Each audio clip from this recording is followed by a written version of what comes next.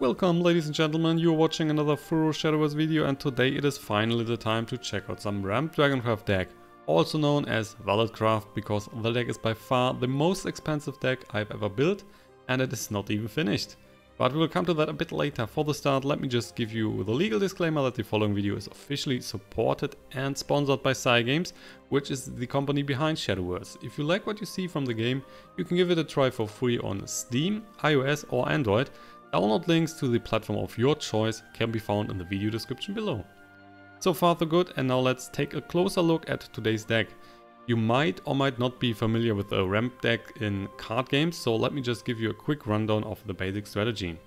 Ramp in a card game means that you are more or less cheating on your curve. Instead of only getting one play point per turn, you will then use cards that are pushing the play points way faster into your pool.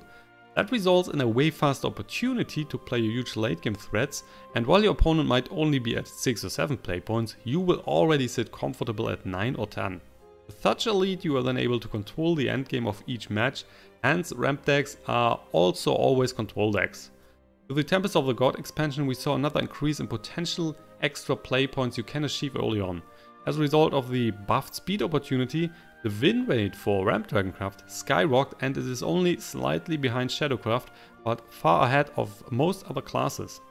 Nowadays there are 4 different competitive ramp cards in DRAGONCRAFT deck, namely the Dragon Oracle, we have Aiela Dragon Knight, we have Draconic Fervor and Sibyl of the Waterwyrm. Each one of these cards will give you an empty play point. As a result of that, not a single deck can really compete with ramped DRAGONCRAFT in form of raw speed power, and the biggest threats are therefore not other control or mid-range decks, but decks that are going as much and as fast as possible into your face, while you might suffer from a bad starting hand. To prevent such an overrun early, the first half of a match is always a combination of your ramp cards and of your defensive tools. To destroy follower you have the Blading Breath and you have the Breath of the Salamander, while Grimnir the War Cyclone or the Rahab are excellent wards against your opponent's forces. I'm especially a fan of the little Rahab here. For 4 play points he will provide you with 2 attack and 5 defense, but he's just getting stronger if there are empty play points still available at the end of each turn. With this effect you can even play him late in the game, and just like that there is an 8 attack unit on the board. Alright, so after defending and ramping up, it's then time to drop your big guys and close the game. Everything after the Lightning Blast here on the right side is your endgame.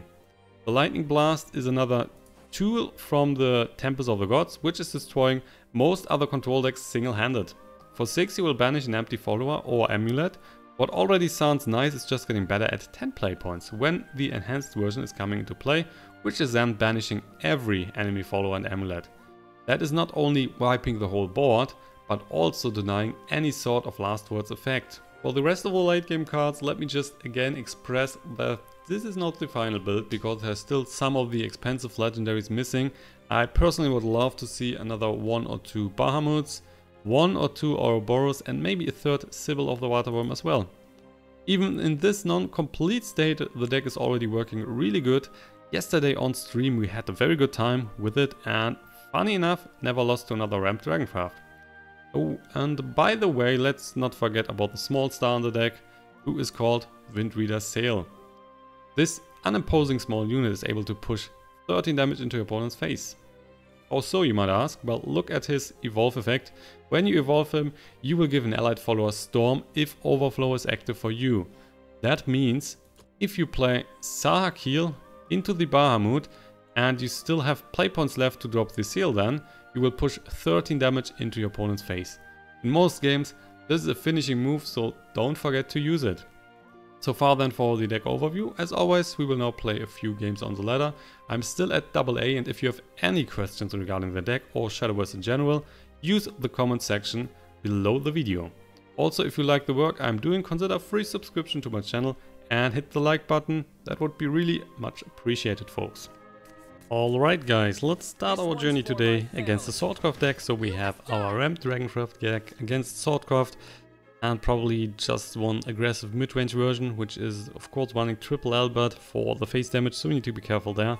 Gonna drop the Israfil for sure here. Blazing Breath is good, Aiela Dragon Knight is good, but Israfil is way too expensive. Problem with the ramped DRAGONCRAFT is always You might have some bad luck and then you're just getting a 9 play point card, 10 play point card, 10 play point card in your starting hand. And of course, then it's super hard to win the game. But on average and in general, you should find some early cards here. That is not happening too often that you're just getting the high cost cards. We're running a lot of small units as well, so small cards that you can play early on. So you should be in general good. We're going second here, getting 2 cards. He's not playing anything on his first turn, so no small quick blader there that we can kill. But we are probably killing something now. Because I don't think that our opponent is going super slow. Their Unicorn Dancer Unica, that's a good kill with the Blading Breath, and then just go for the Dragon Knight and another Dragon Knight, and then maybe Draconic Fervor or the Breath of Salamander. When we are getting to 6, we can enhance that and then deal 2 damage to all enemy followers, plus the 3 from the Breath of Salamander as well. Not playing anything on turn 3, going super slow so far. Maybe he's playing a secret strategy. Old Soul Swing, yeah, killing the Dragon Knight, but we are then getting the extra play point, so that's not too bad. Wind Reader. Let's just drop another one. Not even sure if we want to evolve here. Probably not. If we are losing the Dragon Knight, we are already at 7 next turn, so we can just play Sahaquiel and then Israfil, and probably killing whatever our opponent has. Yeah, that's good. Also no need to play the Breath of Salamander here on this little guy. If he's not killing the Dragon Knight, which is very unusual, then we can just play the Breath of Salamander and clear whatever he has on the board. Maybe he's playing the Commander Swordcraft. Maybe that. Going a bit later in the game then, Luminous Mage. With that he can evolve, and he's in no need to use an evolve point on that, as long as the Luminous Mage here is staying. So he can evolve commanders for free, and he's just going for the face. Okay, so really looks like we're just going for the Breath of Salamander. In that case, we're gonna clear the whole board, and we can push 2 in the face. And we're still at 18, so no need to hurry. We're getting life back here with stuff like the Draconic Fervor or the Israfil. Alvida's command, so I would assume more damage into the face. Yeah, there you go. Blading Breath, and no, let's just drop the Sahaquiel here. Getting the Israfil on the board, which then has some rush, so we can just attack here. Dealing the damage, clearing everything, and we can just push another 2 in the face. Getting Israfil back into our hand.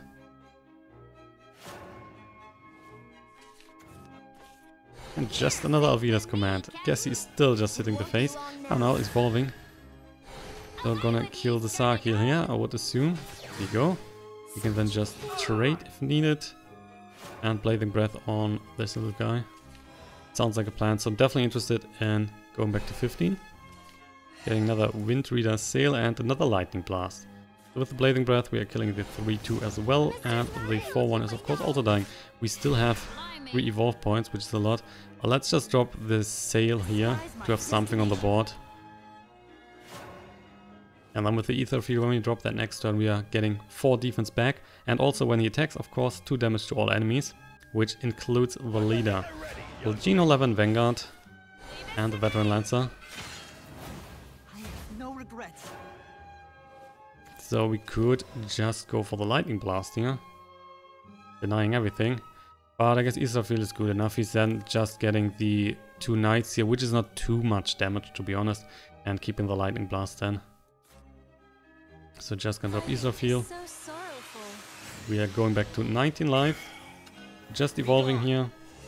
We have a 10-10 on the board. We're then attacking, and because of the effect, we're just dealing 2 before we are attacking.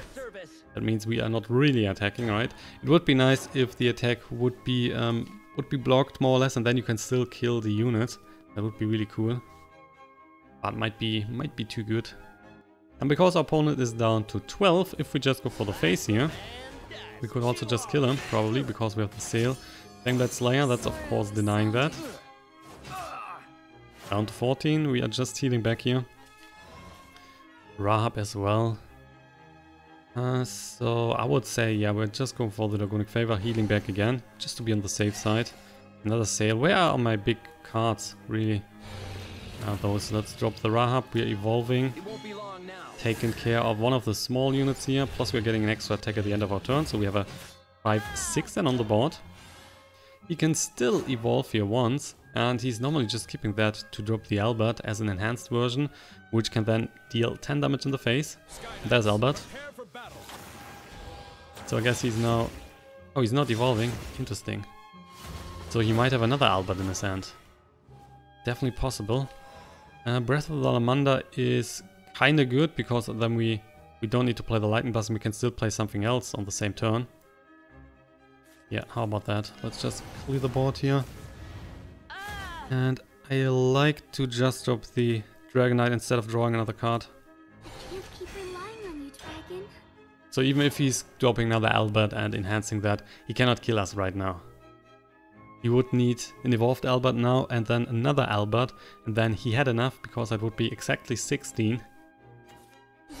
Just another Luminous Mage, which is good because then he is in no need to use an evolve point. So the Dragonite is going down. And looks like we're just going then for the Lightning Blast, to be honest. Clearing the whole board. He had 3 cards in his hand. Yeah, just another Lightning Blast. Wow, all the creatures are still in the deck.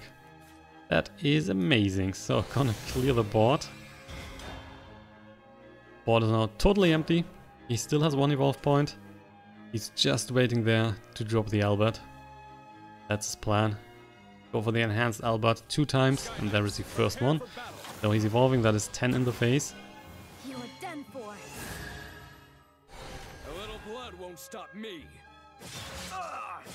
What I like to see would be some sort of healing. Ouroboros. Well, that is some sort of healing. Plus we're dealing damage. So unfortunately we are missing 1 point. If we just play Ouroboros and the Sail, that would be 11, but he's at 12. Yeah, still. I mean, we could... wait, we could do it differently. We could get some healing so that we're not dying, right? So let's just drop the Ouroboros. Go for 3 damage in the face. Then we are using the Wind Reader, evolving the Wind Reader. And then we are trading so that we are getting the life back. And then if he has another Albert in his hand, he cannot kill us here. So this is the end. Was a bit unusual. Normally you are trying to kill your opponent, of course. But if he's at 1 and he's just dropping Albert, we are losing. Fangblade Slayer, which is not a problem, so we are just killing this one. No regrets.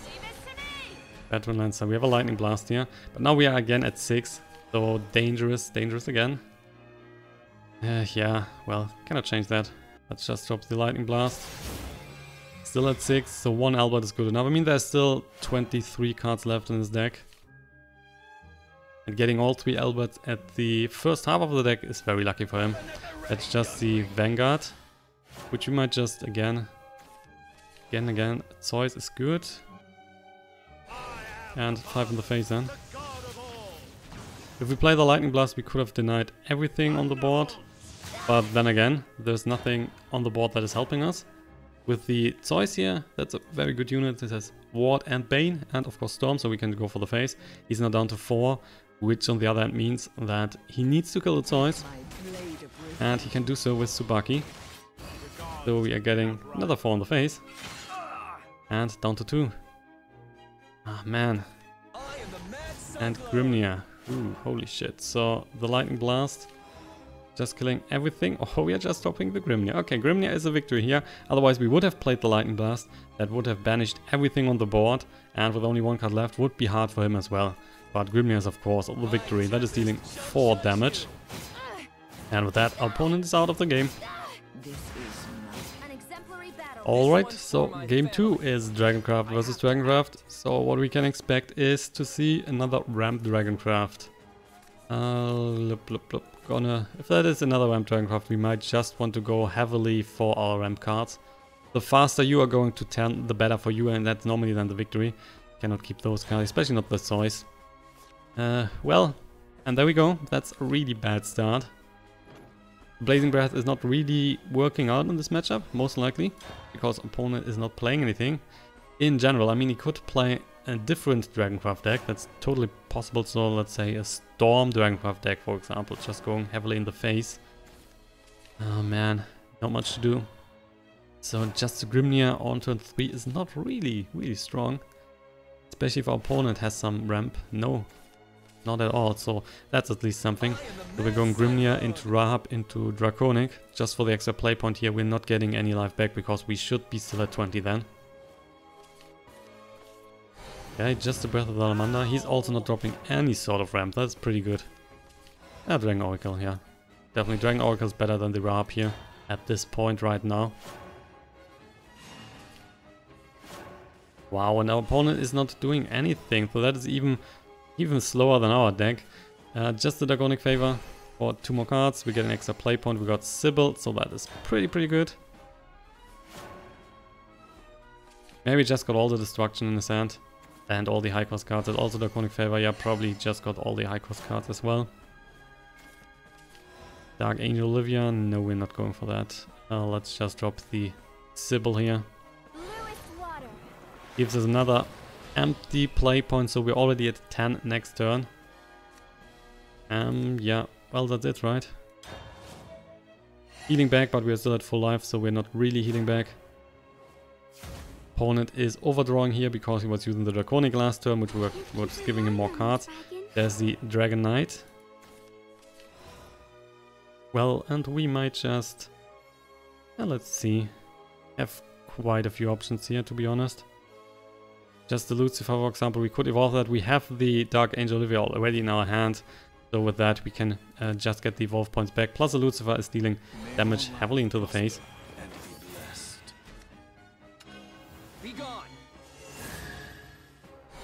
If we give him the play point here, he can use that on the next turn. So he would then be at 9. He can do some crazy stuff at 9. But I mean, still, let's kill the Dragon Knight. Nonetheless, so he's getting 4 at the end of our turn.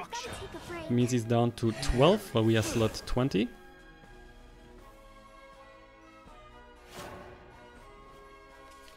And now I'm pretty interested to see what our opponent's playing. I guess he also had a lot of high cost cards on his hand. That would explain the slow start as well, just like our start was super slow.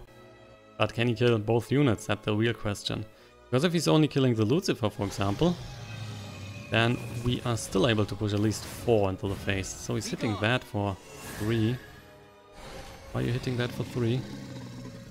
He's killing the Lucifer anyway. Then he's healing back to 15. Windreader Sail. Ah, that's good, man. So that is not exactly lethal, right? Because we are only pushing 8 at 12. 12 it would be. Wait, we are pushing 14. We are dealing 2 to all enemies. Nearly lethal then. But damn, not missing much. Not missing much. Anyway, so let's drop Sahaquiel. Going for Israfil. Then we're dropping the Windreader. Going for an evolution on the Windreader. Which is then giving the Israfil here Storm, so that one can attack directly into the face. And then we are pushing at 14 damage, so he is down to 1. And oh, there's a conceit. Alright, so he is dying here. Easy peasy. Okie dokie. So we are going for a 3rd game, which will also be the last game for today's episode. And this one is normally not giving us the time to have a bad starting end. So the Rampcraft deck in the last game was super slow. But this Bloodcraft deck is probably just going phase all the time. So we need a decent starting hand. The card we had in our hand were not that good. We have a Breath of Salamander, Grimnir and the Lucifer. Lucifer is definitely not good. The rest is kind of fine, but no card to ramp up early. So if we're not ramping up early, we are running into trouble if our opponent is going too fast. And he's going super fast here. He's going just for the face all the time. Well, Dragon Knight is good. So we might just play the Breath of Salamander on the next turn, then Dragon Knight. Yeah, especially with the Urius here. We're just killing that. Urius would hit us for 1 in the face whenever we play a follower. So just deny that here. Then going for Dragon Knight for the extra play point. And then most likely the Rahab here, which is looking super good. Especially against aggressive decks. With the mage, he's putting a random follower that costs 2 play points or less from his deck into the hand. That means we are still getting 3 points of damage. I can't keep relying on you, Dragon. Because he's just going for the face. He is not trading. He's just going for the face. We will then play the Rahab. Ooh, another Goblin Mage. What's your plan with the Goblin Mage? Just another point, so we are down to 13 now. Super aggressive. Draconic Fervor is good, so let's just go for the Rahab here. Evolve this, so we have a 4-7. And we are just clearing the two big guys here. We will lose our Dragon Knight, but on the other hand, we're denying one more point of damage and we're getting the extra play point. So that is very important, so that we are already at a 6 next turn. With the Draconic Fervor we will then get another play point, we are healing back. And we might be even playing Dragon Oracle into Grimnir next turn, depends a bit. If we need more units on the board, then we're going for the Grimnir, and with the Dragon Oracle we are also ramping up, so that should be fine as well. Rahab should be a bit of a problem for our opponent, but we will have to wait and see. He's now at 5, there's a Razor Claw. Yeah, he's hitting the Rahab. And the Blood Wolf, so I guess he's evolving as well. Oh, not on the Blood Wolf, no evolve on that.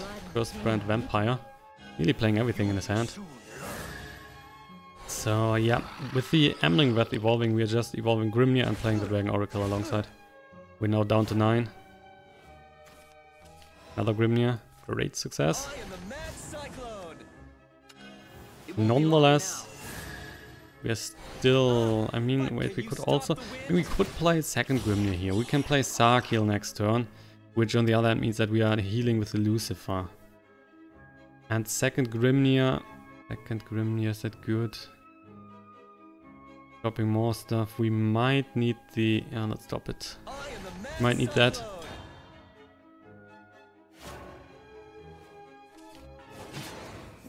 So he's using the smaller units apparently for a trade on the bigger Grimnir.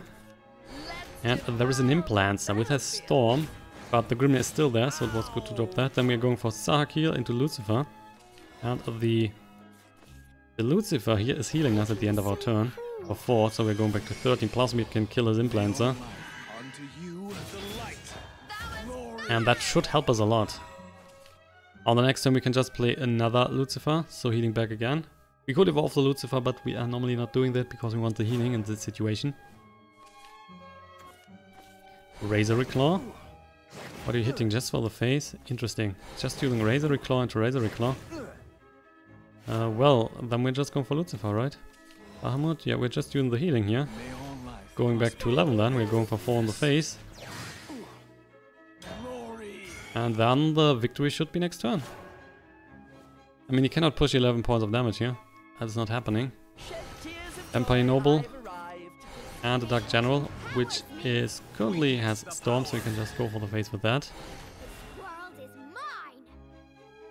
And if he's just going for the face, well, he's just losing here.